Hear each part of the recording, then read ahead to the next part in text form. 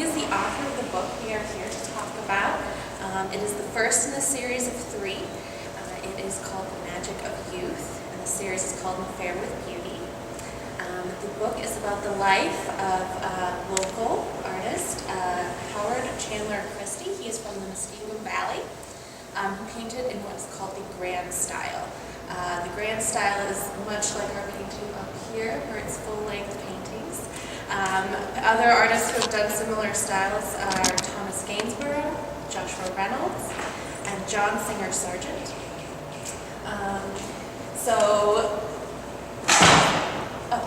So today we are going to be discussing the book, and so I'm going to hand it over to our author, Mr. James Wood. Thank you, Sarah. Thank you.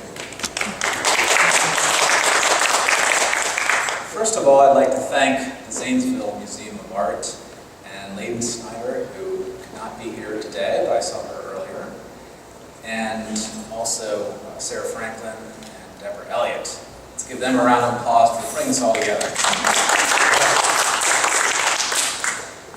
Well, it seems like I was here just a few weeks ago. In fact, it was December of last year that I was in this room here talking about Howard Chandler Christy. And if you were present during that speech, you would have learned about how popular, how big, how successful Howard Chandler Christy was in his era.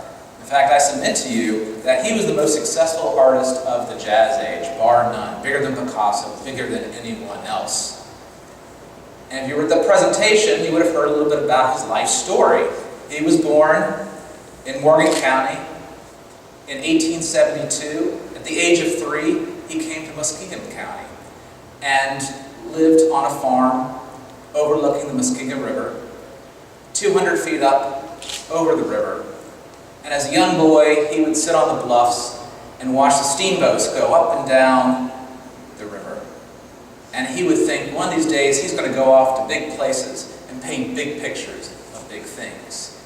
And that's what he did. In 1890, he went to New York, studied the Art Students League, and he ran out of money. He came back home again, but he never gave up. In 1891, he went back to New York, and this time became the star pupil, the premier portrait painter of the time, William Marion Chase. You would have also heard me talk about how Christy went down to Florida in 1898 at the beginning of the Spanish-American War. And he went to Cuba, rode alongside Teddy Roosevelt, his Rough Riders, and captured the horrors of warfare, men in uniform. And then he came back, and he was hailed as sort of a living superstar because people saw his images in magazines. And they wanted more of those same images. And he said, I've had enough of that. I'm tired of painting blood and warfare and men in uniform. I want to do something different. And he did. He created the modern paradigm of feminine beauty. The Christie Girl. She was tall, she was intelligent, she was athletic, she was confident, and most importantly, she was absolutely beautiful. Women wanted to be her, men wanted to marry her. Well, Christy did so well with that many magazines asked him to create illustrations, in particular Cosmopolitan magazine. Of course, his career progresses and War I breaks out, and he's asked to do these war posters. And here's one right here from 1919. That was his star model at the time, Nancy Palmer, who eventually became his wife, Nancy Palmer Christy. And this advertises Victory Liberty Loans. Those loans were the biggest financial transaction the world had ever seen and were a means to support the war effort.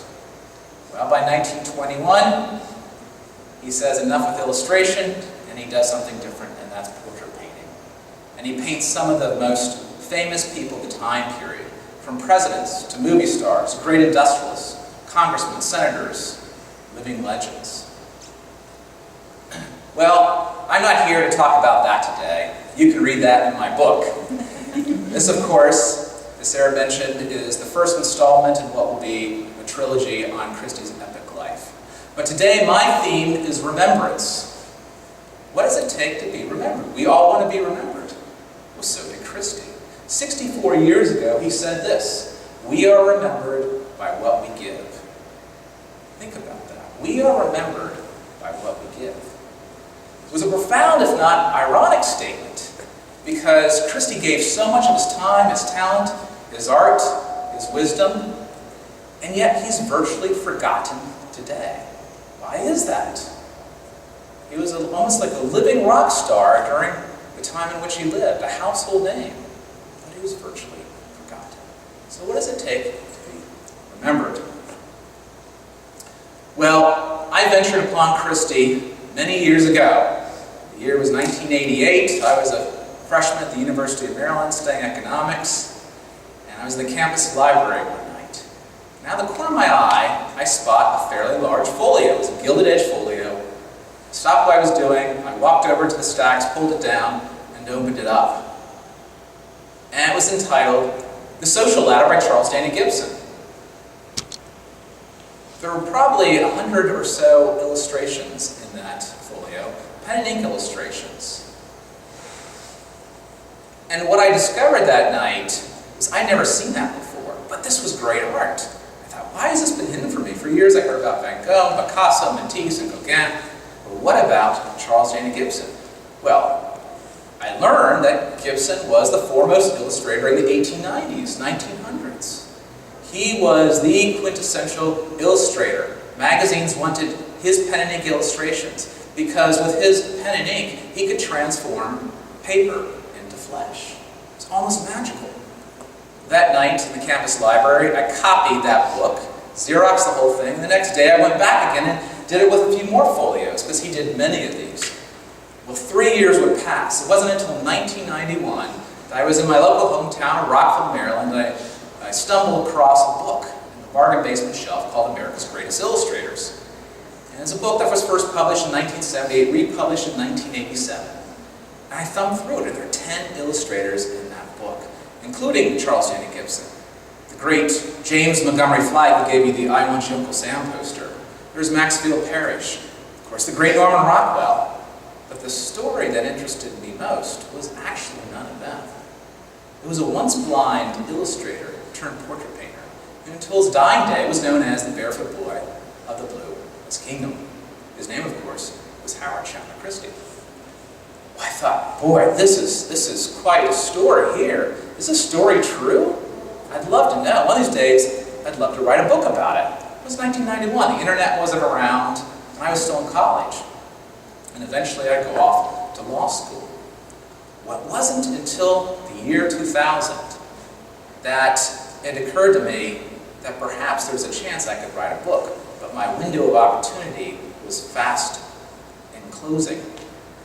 And what I discovered was this, that his papers, the archive of his life, made its way from the root cellar in Wayne Township, Pennsylvania, to Lafayette College in Easton, Pennsylvania. That, to me, was remarkable, startling. So what I did was I looked for the inventory of all the documents that were there. And I thought, one of these days I'm going to write a book. It wasn't until 2006, 10 years ago this month, that I made my way to Lafayette College, and I saw what they had. I spent a week there, and what I discovered was absolutely remarkable. Not only was Christy a great painter and a great illustrator, he knew pretty much everyone who was famous during that time period. And he painted many of those people as well. You just don't see one signature by the great magician Harry Houdini. You see 5 signatures there in the archive. You just don't see one signature of Amelia Earhart. You see a couple. 2 of Babe Ruth. Half a dozen of President Coolidge. And, of course, his wife. More than a dozen. They were good friends with the Christies.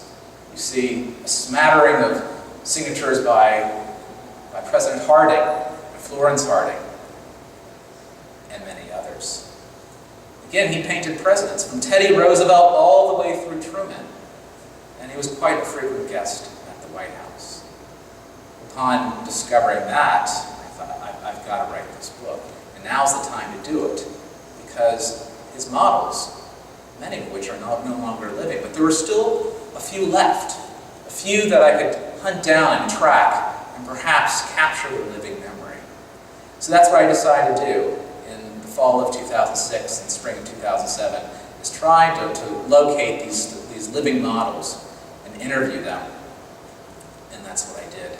And it took me 10 years to put the research together, to write the book. The first one, of course, is finished. The second one's finished, but won't be published until 2018. The third one is half the way finished, and won't be published until 2020. But it was something that I felt like I needed to do, and I'm glad I did, because now there's only a single model who's still living. She's living in Connecticut. Well, before I close, I want to talk to you about some of the people that helped me with this book. As I mentioned earlier, it seemed that Christy was virtually forgotten, but I submit to you, he wasn't entirely forgotten. He's still locked to the American subconscious. We've all seen his images, but we've only yet gotten to discover his story. And what a story it is. An epic story that'll take you from the bluffs of the Muskingum River to Europe in the 1920s, to Italy in 1927. It'll take you from the halls of Congress, where if you go to Washington, D.C., where I'm from, you'll see 7 Christy paintings, including the largest painting on canvas in the U.S. Capitol, the scene of the signing of his Constitution. A whopping 20 by 30 feet. And Christy did that when he was 68 years of age. There are 3 paintings of his in the White House, including the painting of Grace Goodhue Coolidge, the wife of Calvin Coolidge. The entire China room is designed around that portrait, and that was a favorite portrait of Jackie Kennedy. There's one in the State Department, one in the National Red Cross building. Even in the State House in Columbus, there are at least 3, 2 of which are in the Rotunda. Christy wasn't forgotten. His story was just submerged, only to be rediscovered. Well, this story couldn't have been told without the help of many people. As I mentioned, his archive of papers is at Lafayette College. But it's truly an American story, where the jigsaw puzzle pieces are scattered throughout the United States and can be found in most unlikely places. In the backs of closets, tucked away in drawers, in dusty basements, in old attics. And of course, in the living memory of some of the people that I interviewed. I'd like to mention just a few people. The first of which is a wonderful, intelligent woman, a true Christie girl, by the name of Colette Ramsey Baker. When I first met Colette, she was 88 years of age, but when Christy first met her, she was only 20 in 1938. And I stumbled upon her by happenstance. I was at the Smithsonian Art Archive going through photographs in the Peter and Paul Julie collection. Now, Peter and Paul Julie were a father and son team, and they're photographers in New York. Not just any photographers. They took photographs of New York artists and their art. If there was an artist that had a sculpture or had created a painting, Peter and Paul Julie would be there photographing it. Well, their archives at the Smithsonian, and as I was going through it, they have quite a number of works, photographs of Christie portraits. And I came across one of a beautiful woman, much like the one hanging above me. And it said Colette Ramsey. And she had short hair. She looked a bit like Myrna Loy. Then after I went through a dozen more, I come across, looked like the same woman. Same dress, same pose, but she had blonde hair. She looked like Barbara Eden from My Dream of Jeannie. I thought, well, this is interesting. This one says Colette Ramsey. This says Mrs. Hobart C. Ramsey. I got to find out who this woman is. So I Google her name, use the internet, and it turns out she's the founder of the Death Research Foundation.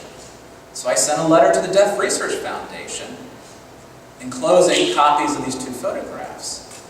A week later, I got a call from Colette Ramsey Baker. And I tell her, I was amazed that I was able to find you. And she says, I'm so glad you're doing a story about Mr. Christy. Of all the people I've ever met, from great industrialists, religious leaders, he was one of the greatest men I ever met. And that touched me. I thought, this is why I'm doing the story, because of people like her.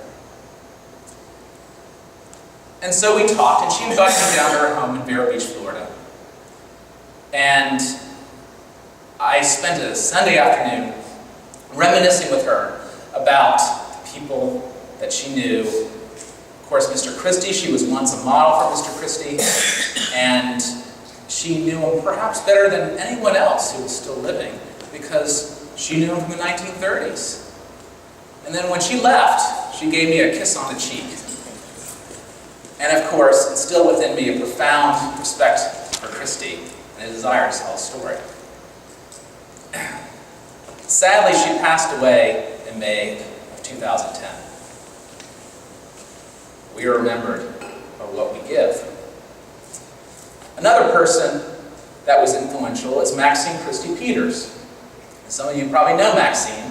Maxine was the grandniece of Howard, and she was the daughter of Donald Christy, and of course the granddaughter of Howard's older brother, Bernard. And I met her in 2007 and interviewed her several times, and she would send me photographs and letters, and would tell me stories that perhaps no one else knew. For example, her father, Donald, as well as her uncle, Howard Paul, would call Howard Uncle Hall. And she would also tell me the first time she met Christy, and that was in New York when she graduated from high school. And she stayed with Nancy and Howard in their studio apartment on 1 West 67th Street, overlooking Central Park West, for more than a week. And then she saw them again when he unveiled one of his masterpieces, the Treaty of Breville, in Columbus. Sadly, she passed away too in May of 2010 and is buried just a few miles south of here in Duncan Falls Cemetery. Another woman who was extremely influential is Jocelyn Johnston Green. Not only was she a model for Christy, she lived on the same floor as Christy and his wife Nancy did. As I mentioned, they lived on 1 West 67th Street in a place called the Hotel des Artistes. It's not a true hotel, it's an apartment cooperative. And she lived at number 712 with her mother, and of course the Christies lived in 707. Well, I met Jocelyn in 2007, and we became fast friends. It would be, well, let me tell you this. I corresponded with her probably 3 times a day, every other day, for the span of about 6 years, because she had so much knowledge about the Christies that no one else had. She made 2 trips to my house from DeKalb, Illinois, driving all the way there to Chantilly, Virginia, a distance of 800 miles on 2 separate occasions, each time bringing something with her that the Christies owned. The first time was their mahjong set from the 1920s, and the second time was a nightgown that Mrs. Christy, Nancy, bought in Italy in 1927 when her husband was painting Mussolini. Those now reside in Lafayette College in the Skillman Library. Yes, we are remembered by what we give. Sadly, she passed away on Labor Day 2013. And finally, there's one other woman I'd like to mention, and that is Nancy Christy. She died in 1974, and of course, I was too young to know her. But if it wasn't for her, the Christie story probably would not have been told. She collected pretty much everything she could get her hands on from the time she met Christy in April of 1912 until she died in 1974. From papers of photographs and paraphernalia, memorabilia. And that's why Lafayette College has that, because of her. That passed from her to her next husband, Bobby Canine, who is actually mentioned in the book. Bobby was a show horse jumper steeplechase champion during the 1930s, raced horses for Al Capone. And after Howard died in March of 1952, Nancy was lonely. And ultimately she found Bobby, who was 17 years younger than she was. She called him her Prince of Hearts. Well, when Nancy died in 1974, that collection passed to Bobby. And in 1977, there was an exhibition in the Allentown Museum of Art. And Bobby's niece was a woman by the name of Mimi Myler. Mimi wanted that information, that archive to put on the exhibition. And so what happened was that archive made its way to Allentown, Pennsylvania. Quite a number of paintings were secured for that exhibition. And as Mimi's mother, Jane Canine, who I knew, said, the paintings went back, but we kept their archive. Well, sadly, Mimi Miley died too as well in the 1990s. And Jane Canine was the woman that gave it to Lafayette College. Well, people often ask me this, why is Christie forgotten? And there are three reasons. The first of which is modern art. Modern art was so sweeping, so profound, that it left everything in its wake, including great artists from the 19th and 20th centuries, including Christie. Number two, the Christie family, unfortunately, never created a legacy, unlike other artist families that create foundations and publicize and market the works of their artist relatives. That didn't happen with Christie. And finally, no matter how famous you are, eventually you'll become forgotten. Before I go, I'd like to read you this. Nancy was quite frustrated that her husband's fame had fallen into obscurity. And so sometime in the 1960s, she types out this letter. It's not addressed to anyone in particular. It's on Hotel des Artistes stationery. She just wanted to vent. And this is what Nancy said. Howard Chandler Christy, the forgotten man, who gave his time and talent for any and every cause. She then lists a variety of the posters that he did and other advertisements and illustrations. She says, in 1921, the Navy made him an honorary member of the Academy and presented him with a ring, a class ring, of which he was very proud. He spent 3 years research on the signing of the U.S. Constitution, 20 by 30 feet, 1 year painting the canvas. It cost him over $5,000 from his own funds. Had someone else received this commission, they would have had at least $100,000 for the work, and in most cases, the history of that day would be incorrect. Mr. Christie did not care, for he said, quote, I want to place something in the Capitol that stands for America. Today, this man is forgotten. People do not even remember he passed on March 3rd, 1952. In doing for and remembering others, we should at least do the same for our own. He was and is Americana. So today, let's remember Mr. Christie. Let's bring him back to life. Let's resurrect Christie. And so other generations will remember him, his extraordinary life, his art, and of course, his epic legacy.